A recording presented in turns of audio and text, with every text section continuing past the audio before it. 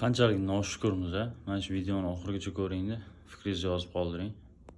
Oxirgi marta qachon bozorga tushib o'zingizga yoqqan kiyimni oldingiz? Bozorga tushganimiz yo'q bu yoqda.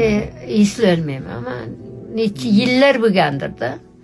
Men kiyib yurgan kiyimim 6 yil, 5 yil bo'lgan kiyimlarni kiyaman.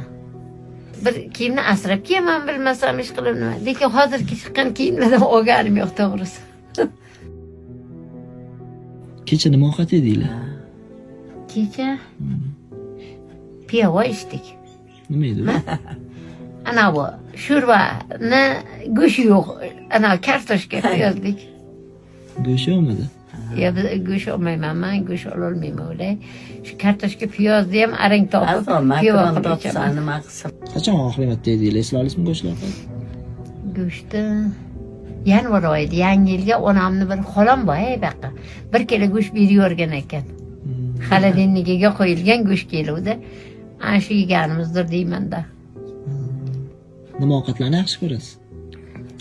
Har xil ovqatni yaxshi ko'raman bo'lsa.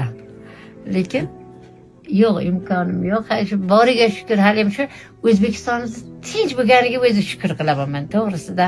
Shunday bir xil analardan ko'rsatuvlardan bir joyda savol ketdi deydi, bir joy janjal bo'lyapti deydi. Men aytaman, O'zbekistonga yashaganimga shukr qilaman to'g'risi.